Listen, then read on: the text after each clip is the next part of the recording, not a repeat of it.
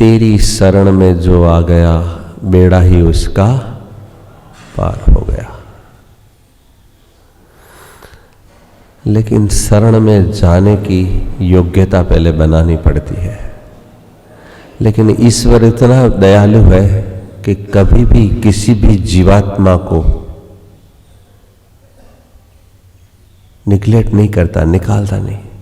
आप देखेंगे लौकिक क्षेत्र के अंदर कोई व्यक्ति नालायक होता है, कोई बहुत बुरा व्यक्ति होता है, तो हम क्या कहते हैं, तू मेरी नजरों से दूर हो जा, मुझे मुंह नहीं दिखाना, चला जा। क्यों जी? लेकिन परम कृपाणु पिता परमेश्वर इतना दयालु है, कितना भी नालायक अधम से अधम, लिखा ना, मुझसे अधम विमुड को भी तूने दाता अपना लिया। कितना भी अधम पापी घोर नीच जीवात्मा होगा तो भी परमेश्वर कभी उसको ये नहीं कहता कि तू मेरी सृष्टि से निकल जा, कभी नहीं कहता।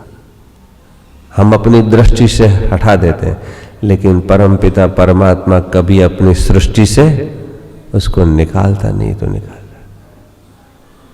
देखो कितना दयालु है कि नहीं है? वो अवसर देता है, कोई बात नहीं, तूने गलतियां की, त्रुटि की, भूलें की, फल देगा, भोग ले। फल भोगने की शक्ति भी देगा, दुख को सहन करने की, और पुनः अवसर देगा, तूने भोग लिया, आजा मेरी गोद, आजा, फिर से नया जन्म देगा। थकता ही नहीं है, कितनी योनियां देता रहता है, थकता ही नहीं है परमात्मा, देता रहता है। कुत्ता बिल्ली बनाया, दंड भुगा दिया, फिर आजा मेरे को, फिर मनुष्य छोड़। वो कभी भी कहीं भी किसी को अपनी सृष्टि से निकाल नहीं देता। हम अनादिकाल से जन्म लेते आ रहे हैं और आगे अनंत काल तक जन्म लेते रहेंगे। वो कभी थकता नहीं, कहता नहीं कि तूने तो इतने गंदे कर्म किए, इतना मैंने अच्छा मनुष्य शरीर दिया था, तूने तो बिगाड़ दिया। अवसर देता ही रहता है, कोई बात नहीं, दंड भोग लो, फिर आ जाओ, फिर आ जाओ। और हम तो निकल जा मेरी नजरों से, मेरी दृष्टि से दूर हो जा, मुझे मुंह नहीं दिखाना। लेकिन वो कितनी दया है कि नहीं है? है कि नहीं है? सबसे दयावान कौन है? स्वामी सत्यपति जी महाराज हमको उदाहरण देके समझाते थे। लौकिक क्षेत्र में सबसे अधिक दया कौन करता है?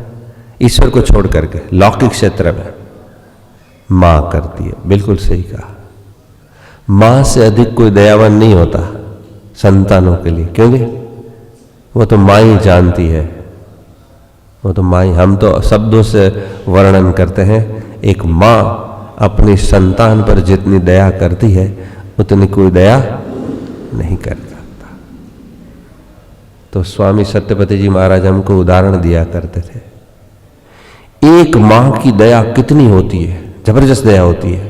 वो अपना सब कुछ सर्वस्व मिटा देने के लिए तैयार होती है संतान के लिए।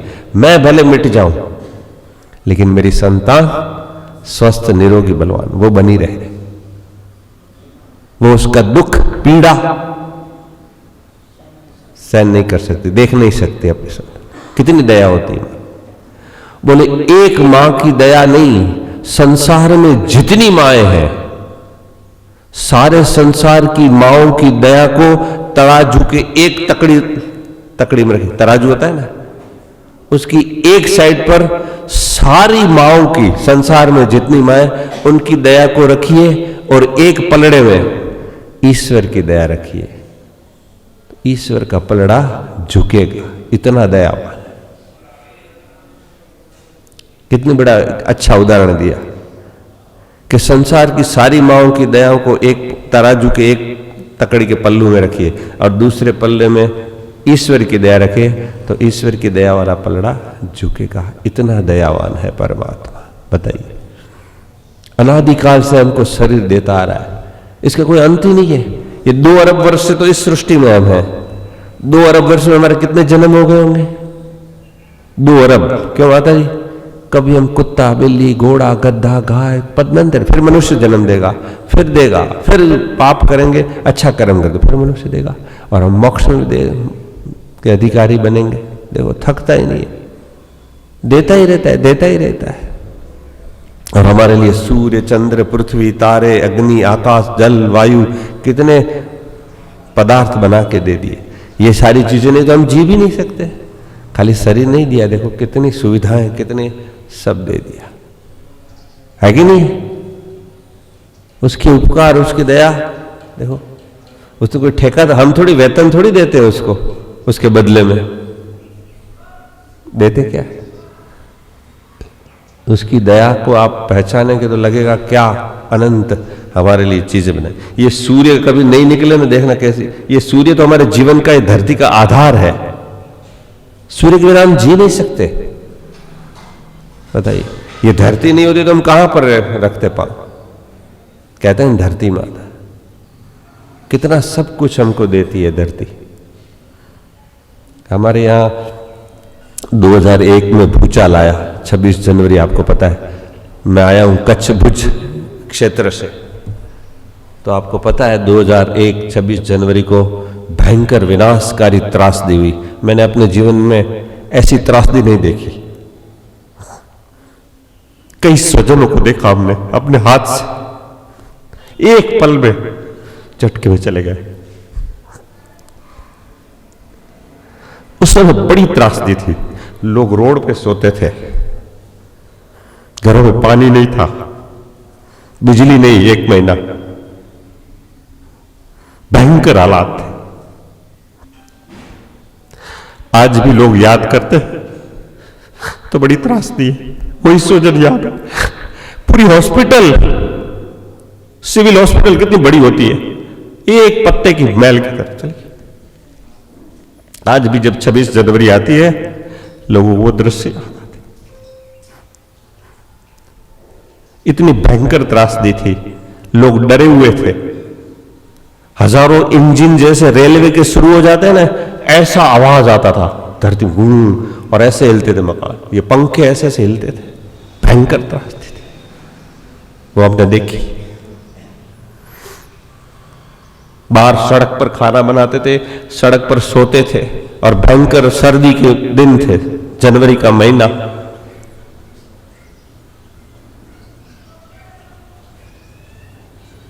लोग बहुत डरे हुए थे। हमको ले जाते थे प्रवचन करने, गलियों में, गांव, लोग गलियों में रहते थे, चलो इधर हवन करो, इधर प्रवचन करो, इधर प्रवचन करो, लोगों को बताओ भाई, दुख में है, संताप में, निकालो बाहर लोगों को। बहुत काम किया हमारे गुरुजी आचार्य ज्ञानेश्वर जी ने, हम मिलकर वहां बड़े बड़े कैंप खोले, करते थे हमें। मैं भी जाता था गलियों में प्रवचन करने, लोगों को बताने के लिए, सब चीजें। मैंने कहा था ये भूकंप जो आया, भूचाल, वो लोग क्या कहते थे, वैदिक सिद्धांत, ईश्वर की जैसी मर्जी। मैंने कहा इसमें ईश्वर का रोल नहीं, हमारा है। एक सेब लो, सफरजन, एप्पल, उसको आप फ्रिज में रखेंगे, सुरक्षित रखेंगे, गर्मी में नहीं रखेंगे तो वो ज्यादा चलेगा। क्यों जी? अगर आप धूप में रख देंगे, जैसे तैसे रख देंगे, फ्रिज में नहीं रखेंगे तो जल्दी सड़ जाएगा। मैंने कहा ये पृथ्वी भी ऐसी है। मैंने एक व्यक्ति को कहा, आप दुनिया की किसी भी चीज का नाम लीजिए, दुनिया की किसी भी चीज का, वो सारी चीजें धरती से निकलती है। कोई भी चीज आसमान से टपकर नहीं आती। आप एनी चीज का नाम ले लीजिए। परम पिता परमात्मा, देखो धरती कैसी बनाई है, इसको तो इसलिए कहते हैं ना, मां, धरती माता। सारी चीजें धरती से निकलती है, खाने पीने, ओढ़ने पहनने, सोने की, सोना हो, खाना हो, गेहूं हो, सब चीजें। मुझे बताओ कोई चीज ऐसी बताओ जो धरती से न निकलती हो, मुझे बताओ, आप में से किसी को है? हमने धरती पर बलात्कार किया, सारी चीजें खोद खोद के निकाली। पहले हम 2-4 वस्त्रों से काम चला रहे थे, आज 50-50, 100-100 साड़ियां, ड्रेसेस कबाड़ने पड़े। 1-2 जूते से चलता था, आज 8-8, 10-10 बाहर जाते हैं, जूतों का ढेर लगा पड़ा होता है घर में। एक छोटे से हमारा घर चल जाता है और बड़े बड़े घर, बड़े बड़े बाथरूम। आपके तो क्या बाथरूम, मैं तो मुंबई बड़े बड़े नगरों करोड़पति, बाथरूम इतना बड़ा है, वॉशरूम। हमारा तो रूम भी नहीं है रहने का। मैं ये बाथरूम में स्नान करते हैं कि नाचते हैं, पता नहीं। इतने बड़े बड़े बाथरूम बना, इधर से पानी आता है, उधर से आता है, इधर से आता है, क्या हमको तो पता ही नहीं लगता। कभी पानी खोल, उल्टा सुल्टा खोल ले तो कपड़े गीले हो जाते हैं, पता नहीं कहां से पानी आता है। इतना वैभव, लोगों ने ये धरती में से ये चीजें आई कहां से? वस्त्र, जूते, जो खोद खोद, इतने बड़े घर, इतने बड़े मकान, इतने कपड़े, इतने डाइनिंग, इतने फर्नीचर, इतने सारा ढेर करके रखा है। तो धरती अंदर खोखली होगी ना, ये सारी चीजें निकलेगी तो अंदर खाली जगह बनेगी, वायु तो फिर हिलेगी। अनबैलेंसिंग हो रहा है। मैं आपको उदाहरण देता हूं। कल्पना कर लो, जैसे दिल्ली, बॉम्बे के अंदर बड़ी बड़ी बिल्डिंगें बनती है, 40-50 मंजिल की बॉम्बे बिल्डिंग बनती है। एक 40 मंजिल की बिल्डिंग बन रही है, कल्पना कर लो, बड़ी। उसमें एक गांव आ जाता है पूरा, इतने फ्लैट होते हैं, 500, 1000 फ्लैट वाली बिल्डिंग होती है 40-40 मंजिल की। पूरा गांव में भी इतनी बस्ती नहीं होती, तब इतने लोग वहां रहते हैं इस बिल्डिंग में। अब एक व्यक्ति 40 मंजिल की बिल्डिंग बना रहा है, कल्पना कर लो, 40 मंजिल की बिल्डिंग बन रही है, तो उसमें लोहा चाहिए, सीमेंट चाहिए, रेती चाहिए, पत्थर चाहिए, आएगा ना? वो कहां से आएगा? कहां से आएगा लोहा? धरती से। कहीं से खोदेंगे तो लोहा आएगा, मिट्टी कहीं से खोदेंगे आएगी, सीमेंट आएगा, पत्थर आएंगे। अब जहां से हमने निकाला वहां खड्डा हो गया, गड्ढा हो गया, खाली होगी जगह, और एक जगह पर हमने इकट्ठा किया, तो एक बिल्डिंग का वजन कितना होता है? 40 मंजिली बिल्डिंग कितना? करोड़ों टन की बिल्डिंग वजन हो गया उसका, और वहां खड्डा गड्ढा हो गया। वही मटेरियल यहां से लाके हमने यहां खड़ा कर दिया, तो अनबैलेंसिंग हुआ ना। अब तराजू में एक जगह आप ज्यादा रखें, एक नहीं होगा, तो हिलेगा कि नहीं हिलेगा? मैंने कहा ये भूकंप का कारण यही है। हमने धरती माता के उसके बलात्कार, सारी चीजें निकालो, पानी निकालो, सोना निकालो, चांदी निकालो, पेट्रोल निकालो, जो भी चीज है सब निकालते जाओ। ये जितनी भी चीजें हमारी बनती हैं, जितना भी खाना पीना, ओढ़ना पहनना, सुनना सोना, A to Z सब धरती से। ये भूकंप का कारण हम हैं। थोड़ा रहने दो अंदर, जितनी आवश्यकता है हम कम करेंगे तो भूकंप कम आएगा, नहीं आएगा। धरती पर रहने दो और आने वाली पीढ़ियों के लिए लेने दो। हम सब खोद खोद के निकाल रहे हैं। अब बता रहे ये पेट्रोल और ऑयल है, वो भी 25 साल चलेगा, इतना है धरती में, सारा निकाल लिया। अब कारें, आज से 20-25 साल पहले कार थी, सुनते नहीं थे।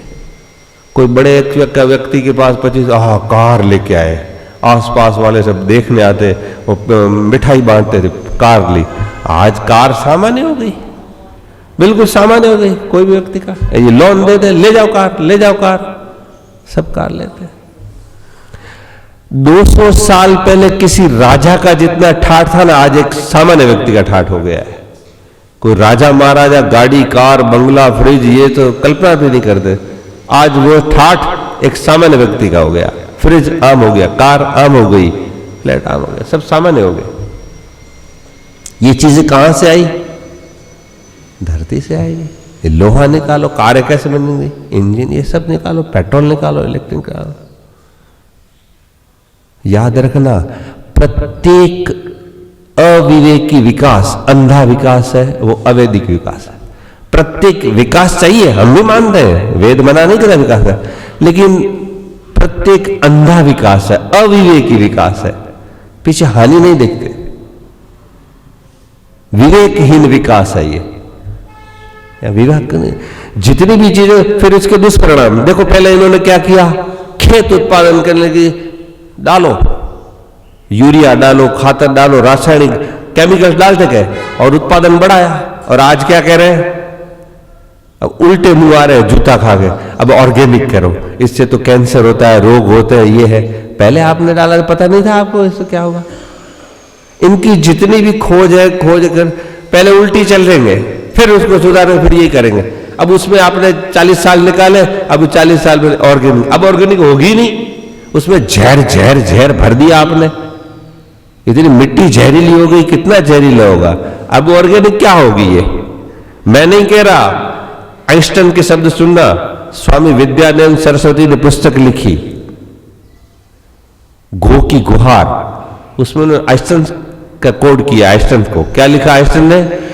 जिस जमीन से आप ट्रैक्टर से खेती कर रहे हैं और ये केमिकल से, उस ये जमीन आपको 1000 साल बाद एक तिनका भी नहीं उगेगा, एक तिनका भी नहीं उगेगा उसमें, देखना एक तिनका भी नहीं उगेगा। फिर हम खाएंगे क्या, कैसे जिएंगे? आज सब यही तो कर रहे हैं। अब कह रहे ऑर्गेनिक करो, ऑर्गेनिक करो। अब क्या अब कर रहे हैं, बहुत लगे पड़े हैं अब ऑर्गेनिक। अब ऑर्गेनिक है, पहले आपने उल्टा किया। इन लोगों का जो विकास है ना, अंधा विकास है। प्रत्येक अविवेकी विकास अंधा विकास है, अवैधिक विकास है। उल्टा किया, अब देखो क्या स्थिति है। तो इस भूकंप का कारण हम हैं। हम बलात्कार से धरती को खोदते जा रहे हैं, खोदते जा रहे हैं, पता नहीं क्या क्या चीजें निकालते जा रहे हैं हम। रहने दो कुछ अंदर चीजें, तो धरती चले। जितनी आवश्यकता है उतना प्रयोग करो। पानी है, जो भी चीज है, कोई भी। तो ऐसे में कई जगह प्रवचनों करता था। तो मैंने जैसे आपको कहा कि हर चीज धरती से, एक युवक खड़ा हो गया, पढ़ा लिखा, कॉलेज, बोले आप कहते हैं हर चीज धरती से निकलती है, तो मेरे सिर के बाल कहां से आते? धरती से थोड़ी आते। वो खड़ा हो गया। अब जो प्रश्न करने वाले होते हैं, बोले मेरे सिर के बाल आते, वो धरती से कहां आते? अब क्या उत्तर देंगे उसको? उसको क्या उत्तर देंगे? बोले आप तो बोलते हर चीज धरती से आती है, हमको भी बढ़ जाते हैं, ऐसा नहीं है। मैंने उसको कहा सुनिए, ये जो शरीर है हमारा किससे बनता है? शरीर किससे बनता है? माता पिता के सहयोग से, रज और वीर्य से बनता है। शरीर हमारा है रज और वीर्य से बनता है, माता पिता के सहयोग से, बराबर है। मैंने कहा रज और वीर्य किससे बनता है? रज और वीर्य किससे बनता है? अन्न से बनता है, खाद्य पदार्थ हो। अन्न नहीं खाएगा तो रज और वीर्य नहीं बनेगा। ये जो हमारे में शक्ति, ऊर्जा, हम काम कर रहे हैं, बोल रहे हैं, दौड़ रहे हैं, खा रहे हैं, पी रहे हैं, दौड़, ये अन्न की शक्ति है। एक व्यक्ति को भूखा रखो 10 दिन, फिर पूछो उसको दौड़ दो 4 नहीं बोलेगा, दौड़ दो रोटी दो, ऐसा बोलेगा। और शास्त्रों में क्या, भूखे व्यक्ति को कभी उपदेश नहीं करना। जो भूखा है ना उसको उपदेश नहीं करना, पहले उसको रोटी खिलाओ, बाद में उसको उपदेश करना। एक भूखे व्यक्ति को, एक क्रोधी व्यक्ति को, एक कामी व्यक्ति को, इन तीनों को कभी उपदेश नहीं करना। पहले उनकी तृप्ति करो, खिला दो, पिला दो, फिर क्रोधी को भी क्रोध में उपदेश नहीं करना, उसका क्रोध समझाए, बाद में उपदेश करना, है कि नहीं? तो मैंने कहा रज और वीर्य किससे बनता है? अन्न से बनता है। माता पिता अन्न नहीं खाते, संतान पैदा नहीं कर सकते। तो मैंने, आपका शरीर है, ये आपके बाल, और अन्न कहां से बनता है? धरती से ही पैदा होता है। आप किसी भी चीज का लो, अंतिम रॉ मटेरियल है, अंतिम छोर धरती ही आएगा। आप चश्मा ले लो, कांच ले लो, सोना ले लो, चांदी ले लो, फूल ले लो, गेहूं ले लो, चावल ले लो, चप्पल ले लो, कपड़े, कोई भी घर की जितनी भी चीजें हैं, ये कुर्सी ले लो, आप लोग कहां से आते? प्लास्टिक, सब चीजें धरती से आती है। इसीलिए भूकंप आएगा, अंदर से हम खोद खोद के इसको पोली करते जा रहे हैं। अंदर हवा भरेगी, खाली जगह होगी तो हिलेगी ना। तो ये भूकंप का कारण है।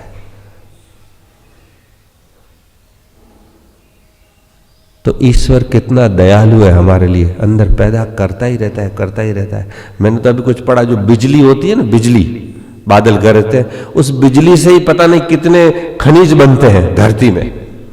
बिजली होती है तो कई धातुएं जमीन में पैदा होती है। देखो कितना साइंटिफिक ईश्वर ने सब व्यवस्थित रचना करे। हम आज जितनी भी गड़बड़ है, अव्यवस्था है, वो मनुष्यकृत है। ईश्वर ने सृष्टि बनाई, वो अपने नियमों से बिल्कुल परफेक्ट चला रहा है, लेकिन हम उसमें छेड़छाड़ी ज्यादा करते हैं, बहुत भी छेड़छाड़ करते हैं। अब केमिकल, ये ज्यादा करो, ये करो, वो करो, ये करो, तो ये छेड़छाड़ी करते हैं। पहले के प्राचीन काल में, वैदिक काल में छेड़छाड़ी नहीं करते थे। प्राकृतिक जीवन जीने का प्रयास, जितने प्राकृतिक उसी से जीवन दे।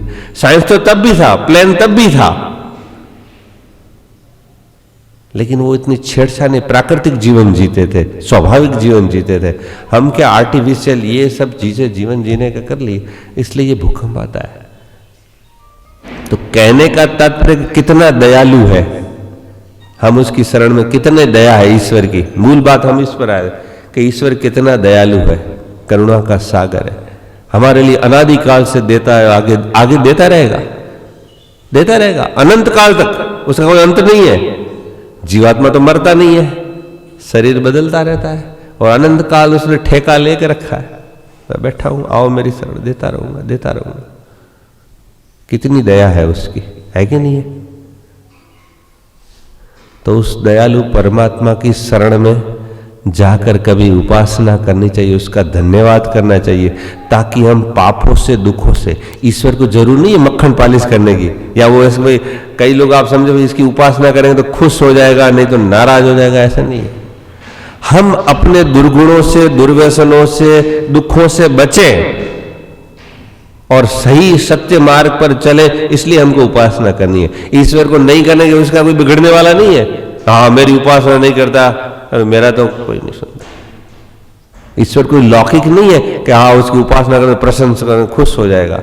लौकिक क्षेत्र में तो ऐसा होता है, जिसकी प्रशंसा करते हैं तो बड़ा खुश होता है। हम अपने जीवन के निर्माण के लिए, अपनी उन्नति के लिए ईश्वर की उपासना करनी चाहिए। क्यों? कि वो दया का सागर, करुणा का भंडार देता है। हमारे अंदर भी वो गुण दया आए, हम भी दयालु बने, हम भी किसी के प्रति दया रखें, करुणा रखें, प्रेम हो, सौहार्द हो, भाईचारा हो, सहनशीलता हो। तो इस गुणों को अपनाने के लिए ईश्वर की उपासना करनी चाहिए। तो ये बातें मैंने आपको कुछ बताई कि ईश्वर की शरण में जाना चाहिए, और इस प्रकार जब हम रहेंगे तो हम संसार के इन बंधनों से, दुर्गुणों से, दुर्व्यसनों, दुखों से बचते रहेंगे, और अपने बच्चों, संतानों को भी इस मार्ग पर लाना चाहिए। 100 से अधिक देशों में देखा जाने वाला सर्वाधिक लोकप्रिय और सबसे अधिक फॉलोअर्स के साथ पूरी दुनिया में आर्य समाज के विचारों का प्रचार करने वाला एकमात्र चैनल वैदिक प्रचार।